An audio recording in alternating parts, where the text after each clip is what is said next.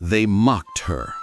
They called her cursed, but the girl they buried in shame became the spirit their children now worship. When the serpent rose from the forest that night, even the bravest men fled, for they had awoken what mercy could no longer tame. Years later, the forest sleeps again, but some say on nights when the moon turns gold, her shadow still walks among the trees, watching, waiting, reminding the living that justice never truly dies. This is the story of Neka, the spirit who turned vengeance into peace. Sit back, relax, as I take you on this unforgettable journey. In every village, there is a name the children fear to whisper after dark. In Umodala, that name was Ineka. The village of Umodala lay beneath the watchful hills of Ogbunik, wrapped by a forest that breathed secrets. When the moon rose full, the trees whispered names only the wind remembered, names of those who vanished long ago. Among the mud huts and palm trees lived a poor girl named Eneka, 17 and silent as the night river. Her skin was smooth like rain-polished wood, but on her left arm, from shoulder to wrist, coiled a strange dark birthmark, the shape of a snake. To the people of Umodala, that mark was not just strange, it was cursed. They said she was the daughter of the Serpent, born from forbidden love between woman and spirit. Children ran when she fetched water from the stream. Mothers whispered, "Do not look into her eyes. The serpent may follow you home." Eneka lived at the farthest edge of the village, in a small hut made of cracked clay and broken dreams. Her mother, Ezine, was blind, her eyes pale as morning fog, yet she saw more than sight could show. "Do not let their words bury your heart, my child," she would say, touching Eneka's scarred arm. "The gods write stories even with strange marks." But Eneka heard laughter every market day. She heard the young men mock her beauty, saying, "Who will marry a girl whose arm carries a snake?" Even when she tried to sell vegetables, they pushed her tray aside. The chief's wives spat near her feet. The only thing that answered her tears was the hiss of the evening wind. One night, while she washed her mother's clothes at the stream, a group of boys from the village crept behind her. They threw stones, shouting, "Go back to your serpent father!" A rock struck her forehead, and blood mixed with the water. She said nothing, only raised her head and stared at them. Something in her eyes made them freeze. They ran, but the echo of their laughter haunted her all the way home. That night, as Ezine rubbed herbs on her wound, she said softly, "Mama, why was I born like this? Why does the world hate me?" Her mother smiled sadly. Sometimes the ones who suffer most are chosen for stories the world is not ready to hear. But fate, like a restless wind, had already begun to turn. In the palace of Chief Nuwokolo, drums of sorrow were about to sound, because before the next moon, tragedy would visit Umodala, and all fingers would point to the girl they mocked. When the gods want to test a people, they first take away their sense. The morning began with celebration in the great compound of Chief Wokolo, ruler of Umuabala. His only son, Obiajulu, had just returned from the far village of Umuaka, where he went to trade kola nuts. Strong, handsome, and proud, he was the pride of the land. The drums sang for him, and maidens lined up to greet him with calabashes of palm wine. But by evening, the songs turned to wails. It began at the market square. Obiajulu was laughing with friends when he felt a sharp sting on his ankle. He looked down, and there it was, a snake, black and glistening, slithering away into the bush. Within moments, his leg swelled. He fell to the ground, gasping for air. The healers rushed to him, chanting and rubbing herbs, but the poison danced through his blood like angry fire. By nightfall, the chief's son was dead. The village froze. Drums stopped. Birds refused to sing. The mighty chief Wukolo tore his wrapper in grief, his cries shaking the walls of his palace. "Who has done this to me? Who has killed the only light of my house?" He summoned the seer, an old man with cowries hanging from his neck, whose eyes had seen many things men should not see. They gathered at the square, torches burning, faces trembling with fear. The seer cast his cowries on the red earth. He muttered ancient words, then suddenly went silent, staring into the night. When he spoke, his voice was like dry wind over graves. "It is not just a snake, my chief. The serpent that struck your son carried vengeance. It came from the daughter of the serpent, Neka." Gasps filled the air. The villagers murmured. Some spat on the ground. Others shouted in anger. "She has brought death into the chief's house. She must be punished before the spirits destroy us all." Neka was dragged from her hut before dawn, her mother wailing and clutching her wrapper. They threw her before the chief, her face bruised, her eyes wide with fear and confusion. "I did nothing! I swear by the gods, I did nothing!" she cried. But the crowd roared back, "Lies! Lies from a serpent's mouth!" Chief Wukolo's heart was burning. "You killed my son," he thundered. "Your mark proves what you are, evil born of a cursed womb. You and your blind witch of a mother shall live no more among humans." He raised his staff and struck the ground. "You are banished to the forbidden forest where spirits dwell. May your serpent kin welcome you there." The crowd dragged Neka and her mother through the dust, past the shrines, past the river that shimmered with moonlight. The forest swallowed them whole, and silence fell upon Umuadala. That night, the wind carried a strange sound, a woman's cry, deep and broken, rising from the forest. It was Neka kneeling beside her mother's lifeless body. Hunger had taken Izine before the spirits did. And under the cold moon, with tears and trembling hands, Neka buried her mother in the dark soil and whispered, "Let the gods hear me tonight. Those who mocked me will drink their own poison." Then lightning flashed across the sky, once, twice, as if the heavens had listened. When a heart breaks in silence, the spirits hear it louder than thunder. The forest of Umuodala was no place for the living. Even hunters who bragged of courage never dared its heart. It was said the trees there moved when the moon rose, and the air carried the breath of spirits wronged by man. For 3 nights, Neka sat beside her mother's grave, her lips cracked from hunger, her eyes hollow from grief. The moonlight fell upon her coiled birthmark, and the mark seemed to glow faintly, like fire buried under skin. She whispered to the earth, "Mama, I will not let your death go unanswered. If the gods will not fight for me, I will fight with my pain." The wind stirred the leaves. The forest seemed to listen. Then came the voice, soft, distant, yet filled with something ancient. It slid through the air like smoke, neither man nor woman. "Child of pain, blood of the serpent, rise. The forest remembers you." Neka froze. Who speaks to me?" The ground trembled.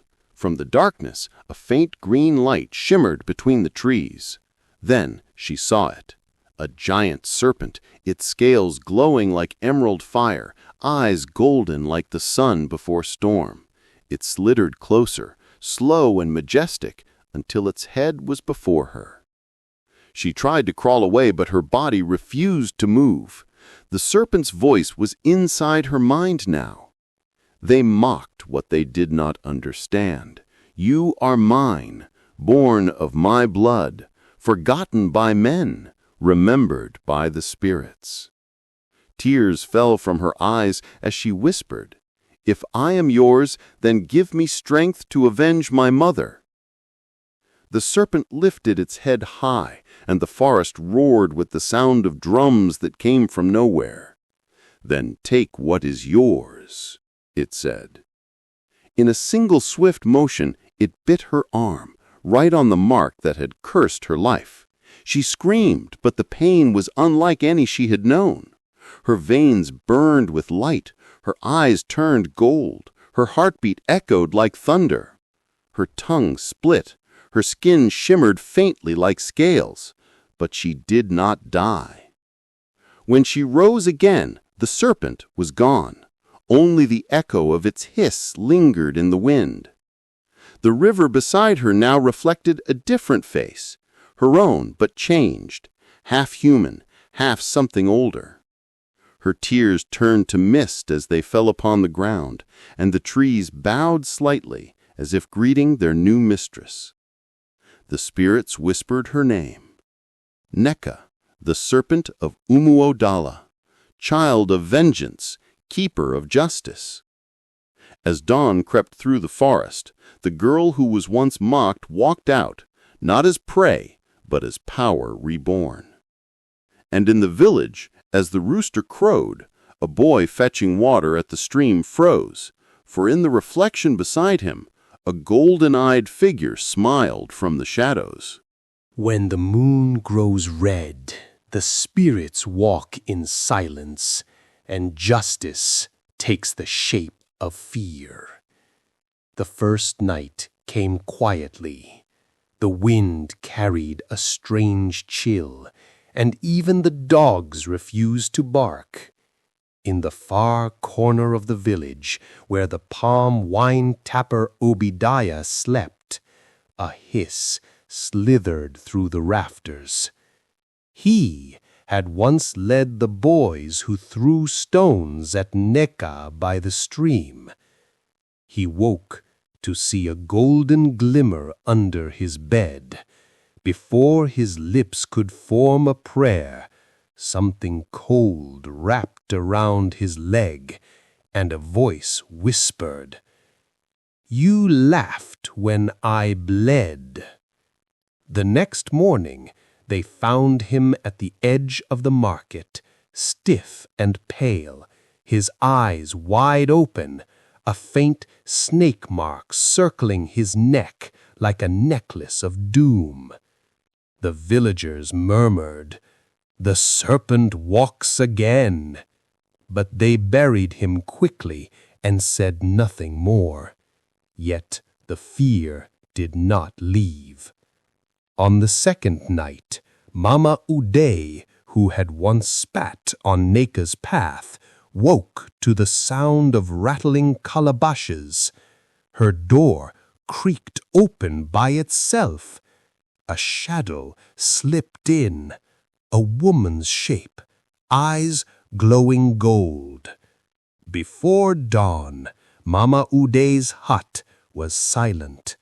When her children found her, her lips were blue, her face frozen in terror, and near her mat, a single shed snakeskin lay coiled.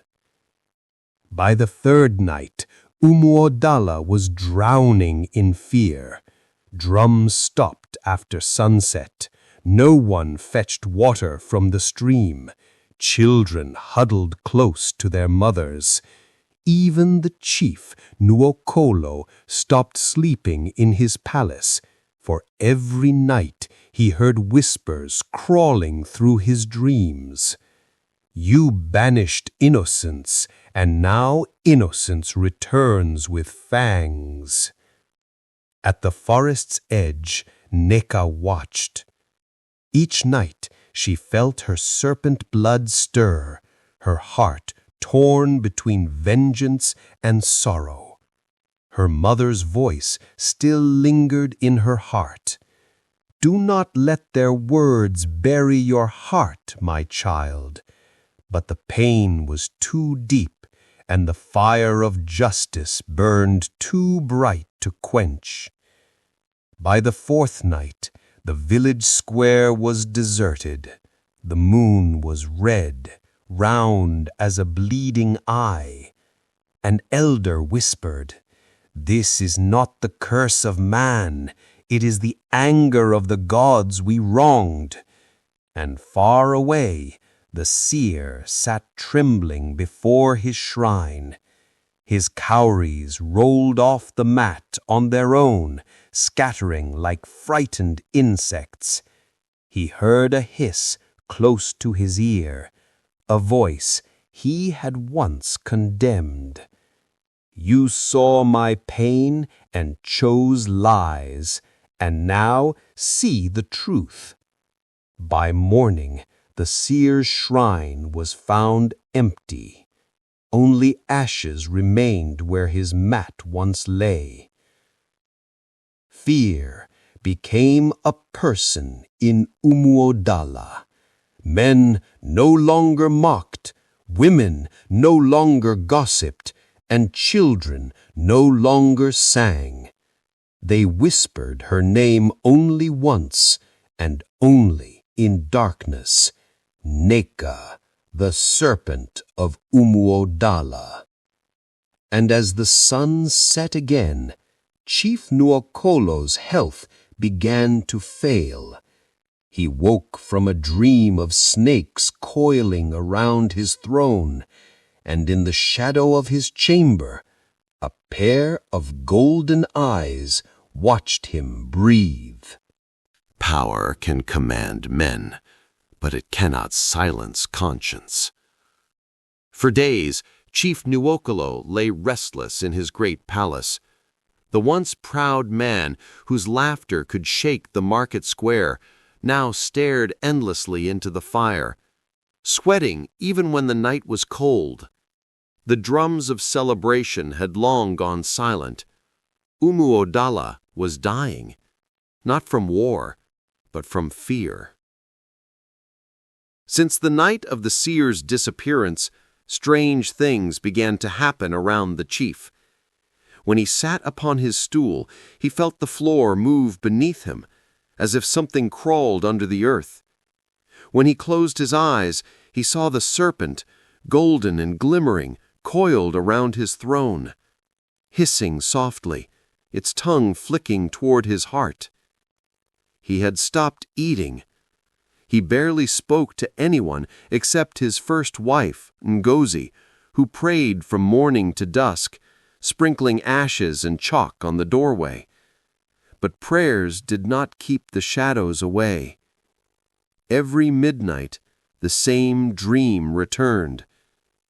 He would see Neka standing by the river with her torn wrapper and golden eyes. Her mother's grave behind her glowed faintly, and the serpent curled beside her feet. She would whisper through the mist, "You destroyed my peace, Chief Nuokolo. Now your peace shall depend on my mercy." He always woke with a scream, clutching his chest, the echo of hissing still in his ears. The elders came, frightened by the chief's growing madness. "My lord," one said trembling, "the people are afraid. They whisper that the serpent spirit has returned to punish us for banishing the innocent." Chief Nuokolo's eyes burned with pain. "Do you think I do not feel her eyes upon me? Every night she watches. Every shadow in this palace moves like a snake." Then came the whisper from the corner of the room, faint but real. "You should not have listened to the seer." The elders gasped. The torches flickered.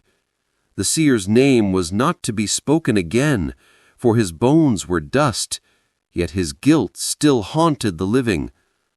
That night, Chief Nuokolo went alone to the shrine of Ani, the earth goddess. He fell to his knees and beat his chest. "Great Mother, forgive me. I wronged an innocent girl. Tell me how to end this curse." But the only answer was the rustle of leaves and a whisper carried by the wind. "The one you cast out is the one who holds your peace." Trembling, the chief rose. He understood. There was only one way to end the torment. He must go into the forbidden forest and beg forgiveness from Neneka, the girl he once called the daughter of a serpent. As he stepped into the darkness, the guards called after him. He did not answer. The moonlight followed him into the trees, and the forest seemed to sigh, as if it had been waiting. When guilt walks into the forest, it must bow before the spirit it wronged. The forest was heavy with mist that night, the moon half hidden behind restless clouds. Every step Chief Mokolo took echoed like a drumbeat of fear. His heart pounded as he pushed through the thick bushes, clutching his staff, the same staff he once raised to curse Neka. He had not come with guards, not with drums or offerings. He came alone, barefoot, humbled by guilt. Owls cried above him. The wind hissed like serpents whispering secrets. He stumbled near the river, the very river where Neka used to wash clothes with her mother. The ground glowed faintly beneath the moonlight. He felt his knees weaken. Then, from across the water, he saw her. Neka. She stood still as a statue, half human, half something divine. Her eyes blazed gold, her hair floated like mist, and her lower body shimmered with scales that caught the moon's reflection. Around her, snakes slithered silently, bowing to her presence. The chief fell on his knees. "Neka," he whispered, trembling, "forgive me. I wronged you and your mother. The seer deceived me. I was blinded by pride and fear. The spirits torment me every night. I cannot sleep. I cannot live. I beg you, have mercy." Neka's voice was calm but heavy, like thunder before rain. "Mercy? Did you show mercy when you cast me into darkness? Did your people show mercy when they mocked my mother's blindness or laughed at my tears?" The chief bowed his head, weeping. "I was a fool. Please end this torment." Neka's eyes softened briefly, then hardened again. "You destroyed my peace, Chief Mokolo. Now your peace shall depend on my mercy." The snake stirred. The air grew colder. She lifted her hand, and the mark on her arm glowed like fire. A golden serpent slithered from her wrist, wrapped around the chief's body, and bit him. He screamed, but did not die. Instead, his veins pulsed with strange light, his eyes turned pale, and his breath came in gasps. Neka stepped closer. "You will live, Chief, but you will carry my pain. Every night the serpents you feared will visit you. Every hiss will remind you of the tears you caused. Your body will not die, but your sleep will." She turned away, her golden eyes fading into shadow. "Go back and teach your people what cruelty costs." The chief crawled backward, trembling, his body shaking with every hiss in the wind. As he stumbled toward the village, the forest whispered behind him, "Justice has been served." When dawn came, Chief Mokolo's guards found him outside the palace, weak, pale, and mumbling like a madman. Every night after that, his screams echoed through the palace walls. Snakes crawled from his bed. No priest, no charm could silence them. And in the forest, Neka sat beside her mother's grave, silent, a goddess born of sorrow and flame. When a people forget justice, sorrow becomes their teacher. Years passed after that dreadful night. The story of Aneka, the girl once mocked, became the song that mothers whispered to their children before sleep, not in fear, but in reverence. Chief Nokola never ruled again. His palace became a place of endless cries. Every sunset, his servants would run out trembling, for once darkness fell, the chief would begin to scream. They said snakes slithered on his bed, whispering words only he could hear. Remember her tears, remember her pain. He died with his eyes open, staring toward the forest, as if still begging for forgiveness. After his death, the elders gathered at the square. The air was heavy, the people silent. The oldest among them, Elder Chibueze, stood and spoke.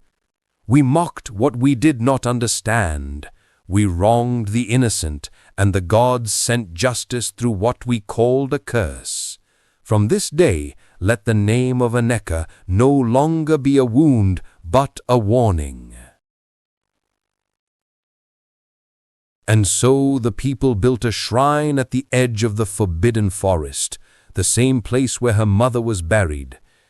They carved her likeness in wood, a woman with golden eyes, a serpent coiled gently around her arm, not as evil, but as protector. They named the shrine Ilo Aneka, the Grove of Justice. Every harvest season, the villagers gathered there with calabashes of palm wine, yams, and songs. They sang not for fear, but for memory.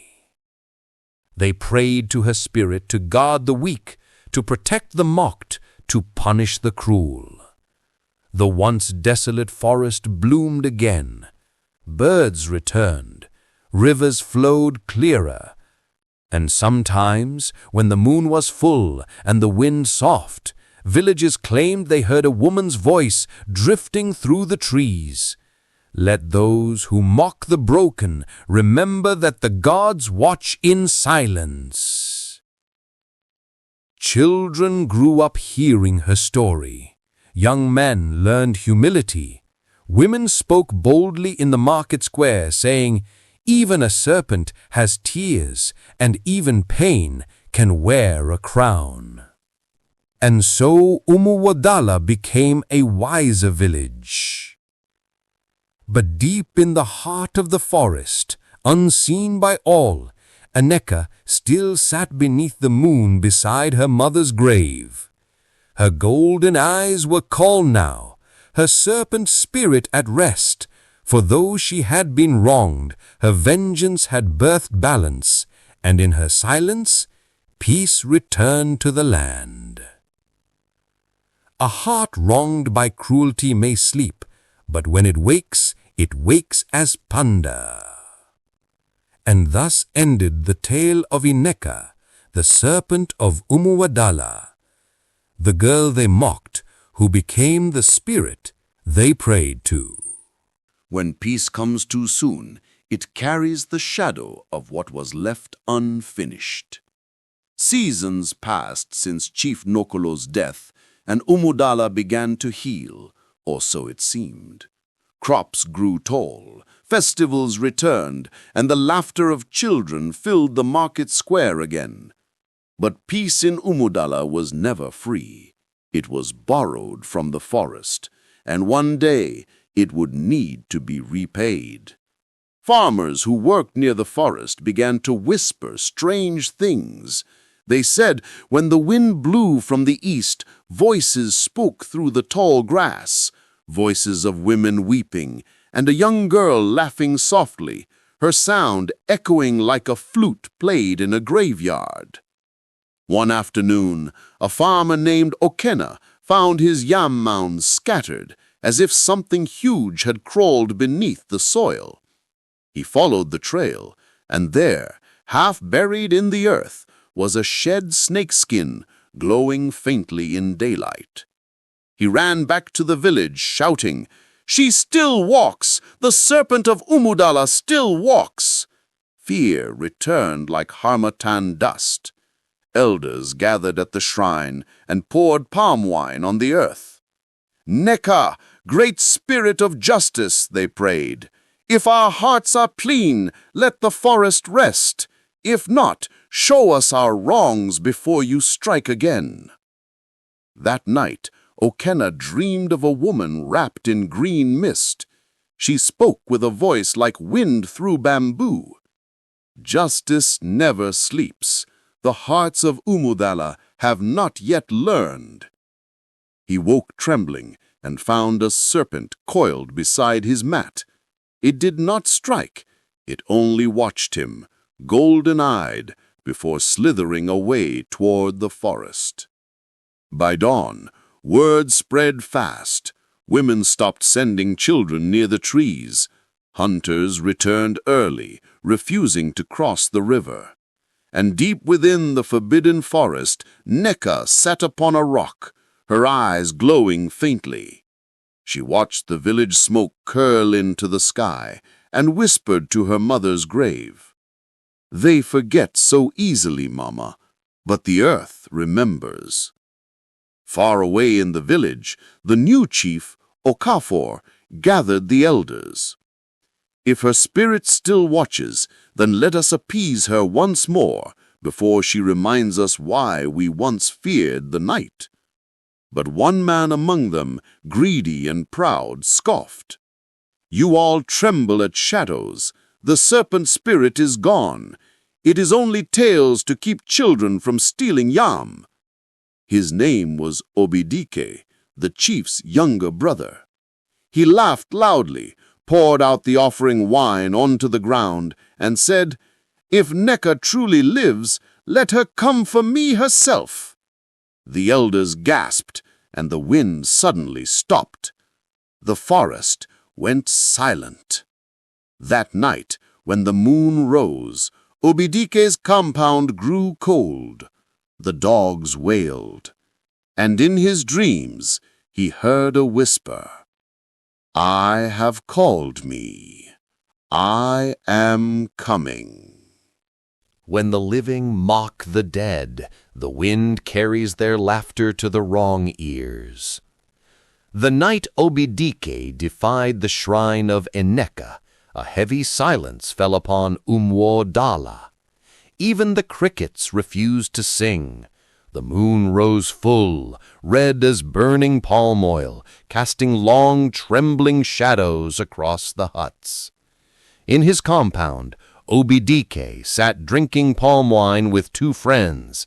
The air was warm, the fire crackled, but every now and then the wind hissed strangely, making the flames bend low.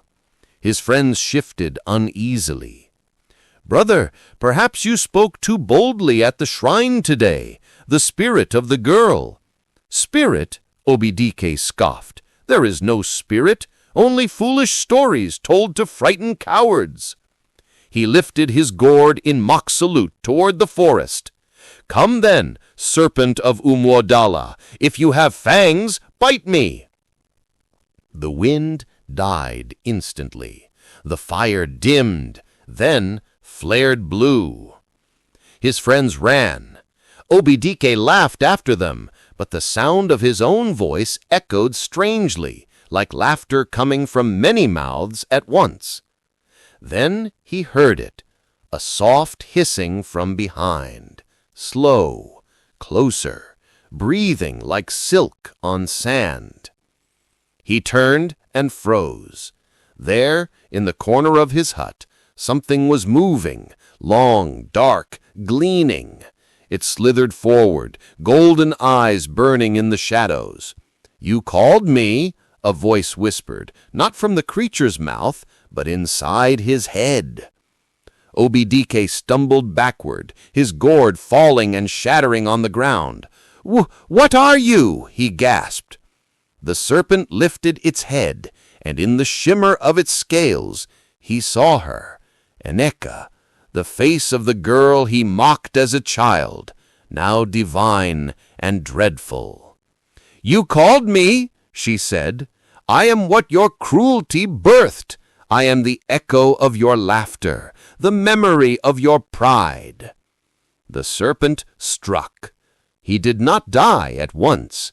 He screamed and clawed the earth, his veins glowing faintly as if light had entered his blood. By dawn, his compound was empty, his bed cold. Only a single snakeskin lay curled on his mat, and beside it, his staff broken in two. The village awoke to chaos. Women wailed, men gathered with torches, but no one dared go near the forest. The new chief, Okafor, stood trembling. "She has returned," he whispered. "The spirit of justice walks again." That night, the drums of Umwodala were silent once more.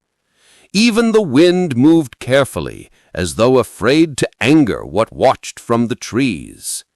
Far inside the forest, Eneka's golden eyes glowed beneath the moon. But there was sorrow in them, not joy. "Why must they always forget, Mama? Why must pain be the only teacher men listen to?" And from her mother's grave came a faint whisper, like leaves in prayer. "Because hearts that do not remember kindness will always call for justice." Eneka looked toward the village lights, her expression unreadable. "Then justice they shall have." When the dead speak, only fools close their ears. The morning after Opidike's disappearance, Umudala was wrapped in fear, thick enough to choke the wind. Smoke from kitchen fires refused to rise. It curled downward as though afraid to climb toward the heavens. Children were forbidden to step outside after dusk. Even the boldest hunters now left the forest before the shadows grew long. At the village square, the elders gathered under the great Udala tree. Their faces were carved with worry. Chief Okafor sat on a carved stool, staring at Obidike's broken staff lying before them. "It is her," whispered one elder. "The serpent girl walks again." "No," another said nervously. "Perhaps it was a man, a thief, a wild beast." "A beast that leaves a snakeskin on a bed?" an old woman snapped. "Did you not hear the wind hiss her name last night?" The argument broke into murmurs. Finally, the chief raised his hand.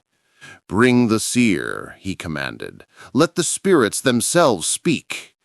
Before noon, the seer, Mama Ejima, a wrinkled woman with white eyes and cowrie shells clinking on her wrists, was led into the square. She said nothing.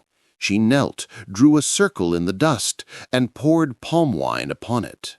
Then she began to hum, low and slow, her voice rising like smoke from a hidden fire. The ground trembled. The wine boiled. The cowries rattled. A chill swept through the square. The people fell silent as Mama Ajima's voice deepened, no longer her own.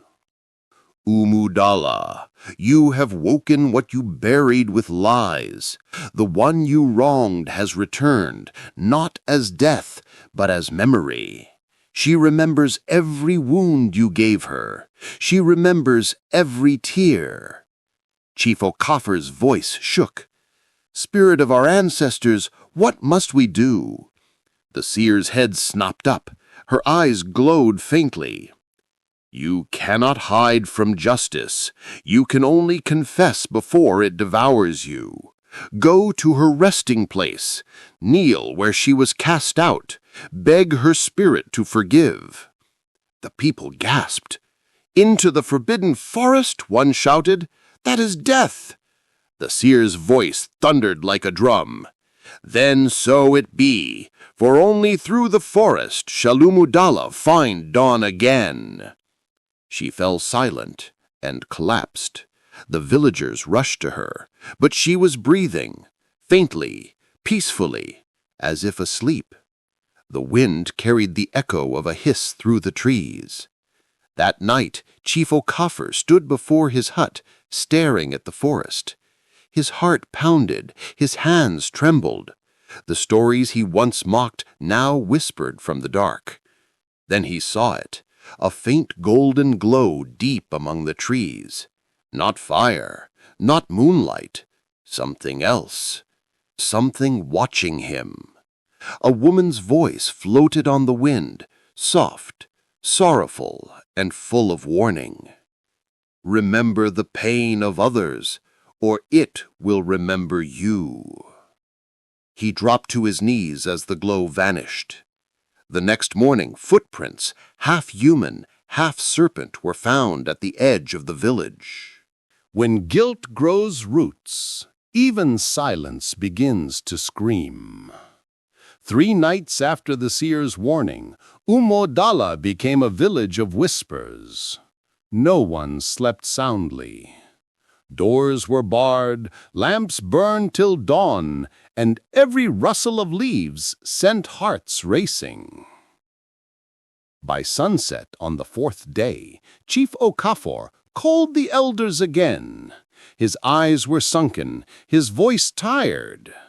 "We must do what the spirit said," he declared. "We must go into the forest and confess." A frightened murmur rippled through the gathering. "What if she kills us?" one elder asked. "Then perhaps we deserve it," the chief replied quietly. At last, as the moon climbed high, 12 villagers gathered, men and women who remembered the day Neka was cast out. Each carried a white cloth, a calabash of palm wine, and a candle made from goat fat, as tradition demanded for cleansing. The forest of Umwodala waited in silence. Its trees swayed as if whispering secrets to the wind. The path glowed faintly under moonlight, the same path Neka once took, crying and barefoot, leading her dying mother away from home. As they walked, the villagers began to hear it, faint weeping. At first they thought it was the wind, but then came the hiss, long, lingering, sad. They froze. "Who weeps in the forest?" one woman whispered. "The one you called cursed," came a voice, soft as rain, cold as stone. The candles flickered violently, the wind howled, and from behind a tree she appeared. Half light, half shadow, her figure shimmered like heat over water. Her eyes glowed gold, her hair flowed like black mist. Around her feet slithered a serpent of pure light. The villagers fell to their knees, trembling. "You cast me to die," Neka's voice echoed. "You mocked my tears, and your laughter became your prayer." The chief crawled forward, forehead pressed to the soil. "Forgive us, daughter of Umwodala. We were blind, like the woman who bore you. We did not see the evil in our hearts until it devoured our peace." Neka's face softened. For a heartbeat, her eyes shimmered like those of the young girl she once was. "Words cannot bury deeds," she said quietly, "but confession is a seed. Let it grow." She raised her hand, and the serpent lifted its head. Its eyes met the chief's, and instead of striking, it bowed. The air calmed, the trees sighed, even the night seemed to exhale relief. But just as hope returned, a sudden voice rose from the back, trembling and bitter. "Lies!" shouted Ogechi, one of the villagers who had lost her son years ago. "You killed my boy! You are no spirit of justice! You are a demon!" The forest roared to life, the serpent's eyes flared, and the candles blew out. Darkness swallowed them all. When the heart rejects mercy, the earth remembers blood. The moment Ogechi's scream echoed through the night, the forest answered with fury. The wind howled like 1,000 unseen mouths. Trees bent and shuddered. The moon vanished behind a blanket of black clouds. The 12 villagers clutched one another, trembling as Neka's golden eyes flared brighter, burning like fire through fog. Her serpent hissed and coiled, lightning flashing across its glowing scales. "You call me demon," Neka's voice thundered, shaking the ground. "But tell me, woman, who among you acted like humans when I begged for mercy?" Ogechi stumbled backward, her tears mixing with rain that had begun to fall. "You don't understand. My son, he was the chief's guard, the snake that bit him." "The snake you blame me for? The same venom that came from your hatred, not my hand?" Her words were not shouted, yet the air trembled. The serpent lifted its head, its tongue flickering inches from Ogechi's face. But Neka turned away. "The spirit said justice, not slaughter. But you," she looked around at the trembling group, "you never learned. You waited for pain to teach you again."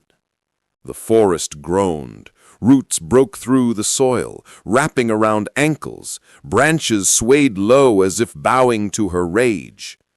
One by one, the villagers fell to their knees, crying out, "Forgive us, spirit of Umuodala! Spare our children! We will build your shrine again!" Neka's serpent hissed once more and then stilled. Her voice softened, no longer thunder, but rain. "You build shrines, not hearts. You remember me with fear, not love. Yet I was once a girl who wanted nothing but kindness." Her eyes dimmed. The serpent curled beside her, breathing softly. For a moment the storm seemed to pause. But Ogechi, still defiant, crawled forward, clutching a wooden charm from her wrapper. "If you are not demon, then let this charm prove it." She flung it toward Neka. The charm burst into flame before it touched her. A scream tore through the forest, not from Neka, but from Ogechi herself. She convulsed, her skin glowing faintly like fire beneath water, before falling still. Silence. The rain stopped. The serpent coiled around Neka once more. "The forest has chosen," she said quietly. "Let this be the last blood shed in my name." Then her form began to fade, turning to mist, then light, then nothing. Only her voice lingered, soft and sorrowful. "Remember this night, people of Umuodala. For every tear you cause, a spirit waits to count it." When the villagers opened their eyes, they were alone. The forest stood calm, washed by moonlight again. Ogechi's body was gone. Only her charm remained, cracked in two. The chief rose slowly. "The spirit has spoken, but her sorrow has not ended yet." He looked toward the trees. Deep within, something golden flickered once, then vanished. When guilt becomes prayer, even ashes can bloom again. For 7 days after the night in the forest, the people of Umuodala spoke in whispers. No one laughed, no drums beat. Even the market women lowered their voices, as though afraid their words might awaken something sleeping among the trees. At dawn on the 8th day, Chief Okafor stood before the elders and spoke with a trembling voice. "It is time we build what our cruelty destroyed," he said, "a shrine not of fear, but of repentance." The people gathered behind him, carrying palm fronds, white cloth, and smooth stones from the riverbank. They walked barefoot through the morning mist, each step heavy with memory. Children carried baskets of flowers. Old women sang low mourning songs, their voices blending with the wind like spirits humming in grief. When they reached the clearing where Neka's mother had been buried, the air felt thick, not angry anymore, but sorrowful. The ground was soft, still scarred by old roots. The chief knelt, pressing his palm to the soil. "Forgive us, Mama Adaeze. Forgive us, child we wronged." The villagers began to work.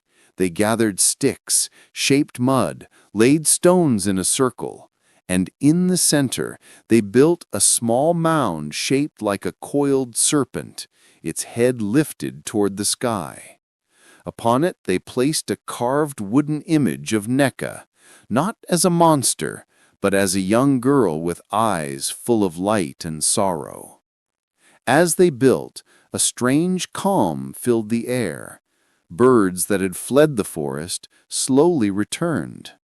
The wind blew gently through the trees, carrying a faint, almost melodic hiss, like a sigh of approval. Mama Ejima, the old seer, came forward with a bowl of water. "This water," she said, "is from the same river where her mother drank before dying. Let it cleanse our hearts." She sprinkled it upon the shrine. The drops glistened like tears in the morning light. Then the people knelt as one, each confessing in turn, "I mocked her. I laughed when she cried. I turned away when she begged." Tears ran freely. For the first time in years, Umwodala's sorrow was shared, not whispered. As the last confession faded into silence, a gentle glow rose from the shrine. The wooden image of Neka shimmered briefly, her carved lips curving into a faint smile. A single golden snake slithered across the stones, then vanished into the earth. The villagers gasped, but not in fear. Something in the air had changed. The heaviness that haunted Umwodala lifted like morning fog after rain. The chief bowed his head. "May this shrine remind our children," he said softly, "that no heart is too small to hold mercy." That night, the drums of Umwodala sounded again, slow, mournful, yet full of hope. For the first time in many seasons, the moon looked down upon the village and found peace in its light. But deep within the forest, unseen eyes still watched. The spirit of Neka was not gone, only waiting. The past never dies. It only sleeps in the shadows of remembrance. Moonlight bathed Umuodala in silver that night. The new shrine of Eneka stood at the edge of the forest, glowing faintly as though breathing with life. The villagers had gone home, their hearts lighter than they had been in years. But the forest was awake. A soft mist rolled over the trees, whispering through the leaves like a lullaby. Then came the hiss, gentle, rhythmic, and strangely comforting. A golden shimmer moved among the shadows, winding its way toward the shrine. It was Eneka. Her form flickered between woman and spirit, her feet barely touching the earth. Her eyes no longer burned with rage, they glowed with calm, sorrowful wisdom.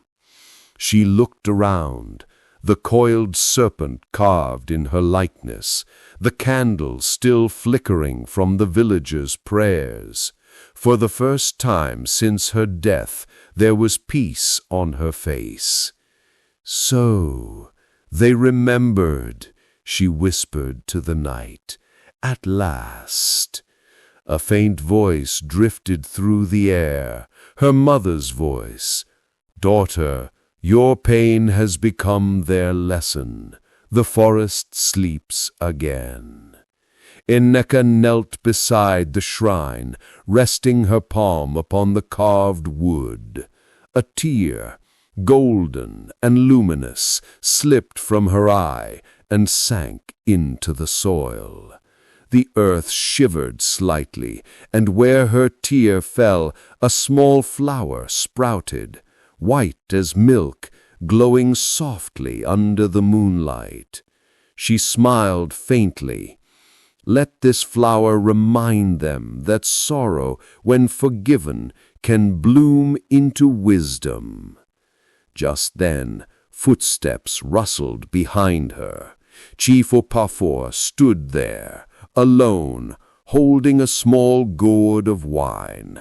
His eyes widened when he saw her. He fell to his knees immediately.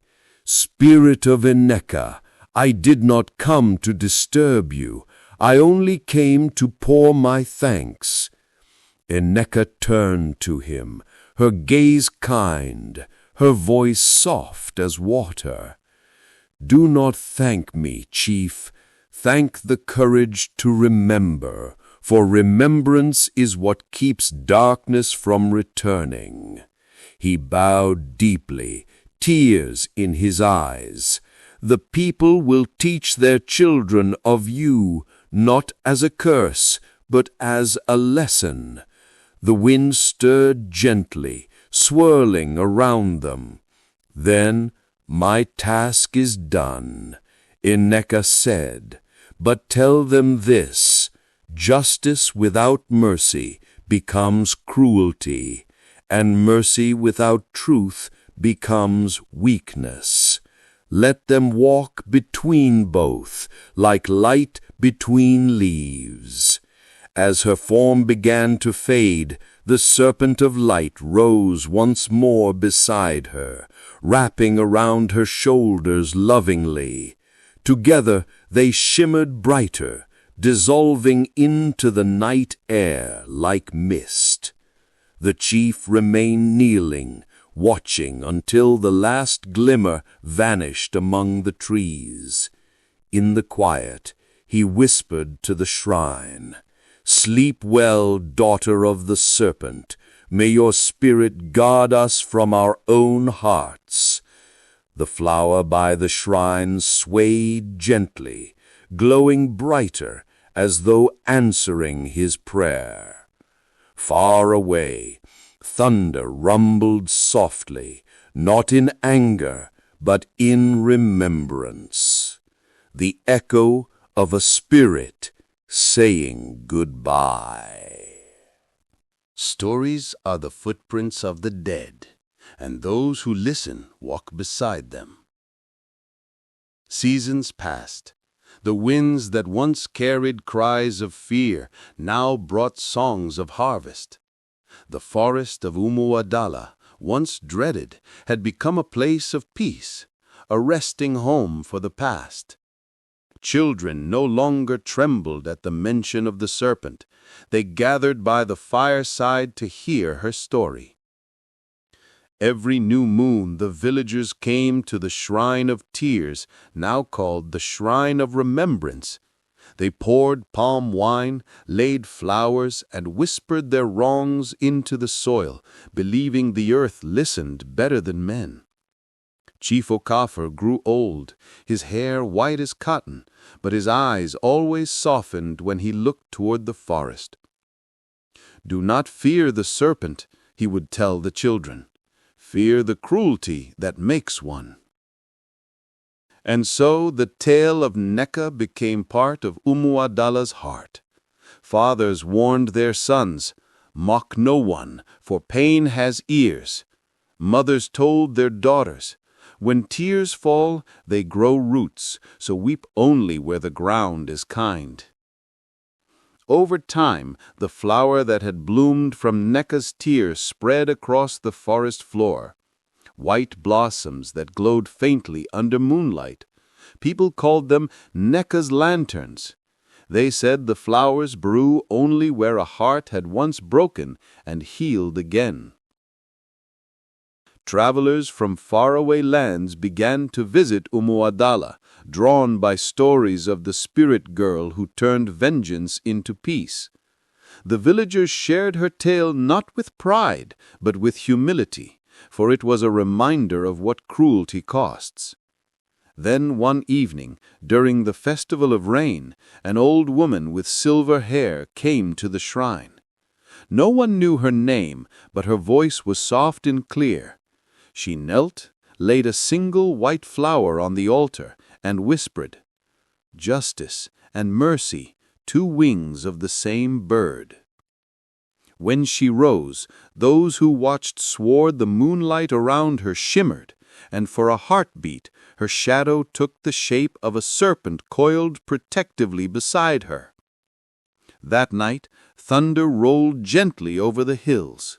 The wind passed through the forest with a sound like a sigh, neither angry nor sad, but at peace. Some said it was Nekka's spirit, watching over them still. Others said it was only the trees remembering. But all agreed on one truth. Since the day they built her shrine, no child in Umuadala had been born with a serpent mark again. And so her story lived, passed from grandmother to grandchild, from one firelight to the next. A story not of horror, but of healing, not of curses, but of consequence. The serpent's bite is sharp, but the bite of a cruel tongue cuts deeper. As the moon rose above Umuadala one last time, the wind carried her name softly across the trees, Nekka, the spirit of justice, once mocked, once feared, now forever remembered. Thanks for watching. Please do like, comment, and subscribe to this channel.